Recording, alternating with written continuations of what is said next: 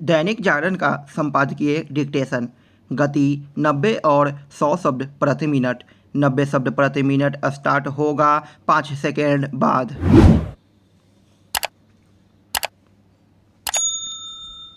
Start.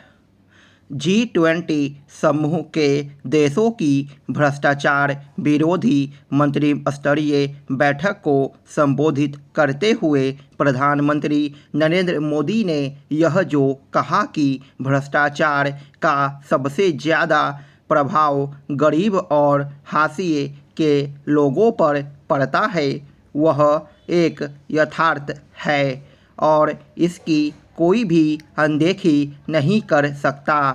प्रधानमंत्री ने अपने संबोधन में यह भी कहा कि भ्रष्टाचार से लड़ना उनकी सरकार की प्राथमिकता है और वह इसे किसी भी कीमत पर सहन न करने की नीति पर चल रहे हैं। यह सही है कि मोदी सरकार के सत्ता में आने के बाद उच्च स्तर पर व्याप्त भ्रष्टाचार पर एक बड़ी हद तक लगाम लगी है, लेकिन निचले स्तर पर भ्रष्टाचार की करीब करीब पहले जैसी स्थिति है और उससे आम जनता त्रस्त भी है। स्पष्ट है कि भ्रष्टाचार के खिलाफ लड़ी जा रही लड़ाई को अभी और आगे तक ले जाने की आवश्यकता है। भ्रष्टाचार के कई रूप हैं। इसका एक रूप कर चोरी के रूप में भी सामने आता है। यह किसी से छिपा नहीं कि तमाम उपायों के बावजूद किस तरह जीएसटी की चोरी हो रही है। इसी तरह यह भी एक सच है कि निचले स्तर पर प्रशासनिक तंत्र का भ्रष्टाचार बेलगाम सा है। राजनीतिक भ्रष्टाचार की सच्चाई से भी हर कोई परिचित है। इसकी एक बड़ी वजह चुनावों में खपाया जाने वाला काला धन है। एक ओर जहां चुनावी राजनीति में काले धन की भूमिका को समाप्त करने के लिए सरकार को कठोर कदम उठाने होंगे, वहीं दूसरी ओर प्रशासनिक तंत्र के भ्रष्टाचार पर भी प्रभावी ढंग से लगाम लगानी होगी। इसके लिए अत्याधुनिक तकनीक मददगार साबित हो सकती है। कई मामलों में यह देखने में आया है कि भ्रष्ट अफसर और नेता मिलकर करोड़ों रुपए की हेराफेरी करते हैं। विडंबना यह है कि जब नेताओं और अधिकारियों के भ्रष्टाचार के खिलाफ जांच एजेंसियां सक्रिय होती है तो कटघरे में खड़े लोग और विशेष रूप से नेता यह आरोप उछालते हैं कि राजनीतिक कारणों से उनके खिलाफ बदले की भावना से कार्रवाई की जा रही है। ऐसे आरोपों की अनदेखी करके ही भ्रष्टाचार पर ढंग से प्रहार किया जा सकता है। यह अच्छा हुआ कि प्रधानमंत्री ने अपने संबोधन में मेहमान देशों के प्रतिनिधियों से भ्रष्टाचार के खिलाफ सहयोग देने की आवश्यकता रेखांकित की। इस आवश्यकता की पूर्ति इसलिए होनी चाहिए क्योंकि अनेक आर्थिक अपराधी विभिन्न देशों में शरण लिए हुए हैं और उनके प्रत्यर्पण में तरह तरह की बाधाएं भी खड़ी की जाती है और अनावश्यक देरी भी की जाती है। दुर्भाग्य से ऐसे देशों में वे भी हैं जो G20 समूह के सदस्य हैं। उदाहरण स्वरूप ब्रिटेन में भारत के न जाने कितने आर्थिक अपराधी शरण लिए हुए हैं। उनके प्रत्यर्पण में देरी का कोई औचित्य नहीं। स्टॉप। 100 शब्द प्रति मिनट स्टार्ट होगा 5 सेकेंड बाद।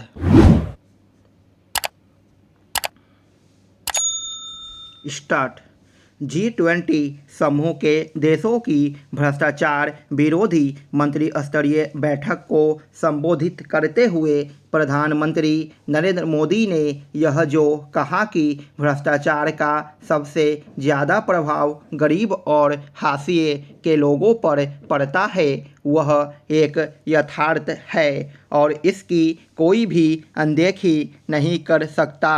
प्रधानमंत्री ने अपने संबोधन में यह भी कहा कि भ्रष्टाचार से लड़ना उनकी सरकार की प्राथमिकता है और वह इसे किसी भी कीमत पर सहन न करने की नीति पर चल रहे हैं। यह सही है कि मोदी सरकार के सत्ता में आने के बाद उच्च स्तर पर व्याप्त भ्रष्टाचार पर एक बड़ी हद तक लगाम लगी है, लेकिन निचले स्तर पर भ्रष्टाचार की करीब करीब पहले जैसी स्थिति है और उससे आम जनता त्रस्त भी है। स्पष्ट है कि भ्रष्टाचार के खिलाफ लड़ी जा रही लड़ाई को अभी और आगे तक ले जाने की आवश्यकता है। भ्रष्टाचार के कई रूप हैं। इसका एक रूप कर चोरी के रूप में भी सामने आता है। यह किसी से छिपा नहीं कि तमाम उपायों के बावजूद किस तरह जीएसटी की चोरी हो रही है। इसी तरह यह भी एक सच है कि निचले स्तर पर प्रशासनिक तंत्र का भ्रष्टाचार बेलगाम सा है। राजनीतिक भ्रष्टाचार की सच्चाई से भी हर कोई परिचित है। इसकी एक बड़ी वजह चुनावों में खपाया जाने वाला काला धन है। एक ओर जहां चुनावी राजनीति में काले धन की भूमिका को समाप्त करने के लिए सरकार को कठोर कदम उठाने होंगे, वहीं दूसरी ओर प्रशासनिक तंत्र के भ्रष्टाचार पर भी प्रभावी ढंग से लगाम लगानी होगी।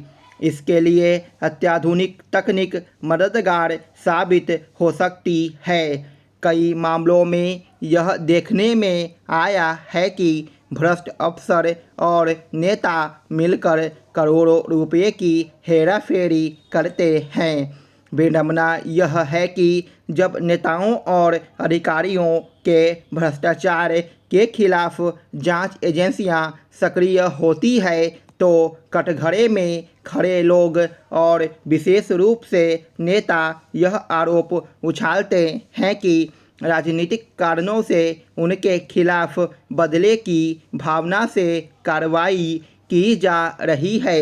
ऐसे आरोपों की अनदेखी करके ही भ्रष्टाचार पर ढंग से प्रहार किया जा सकता है।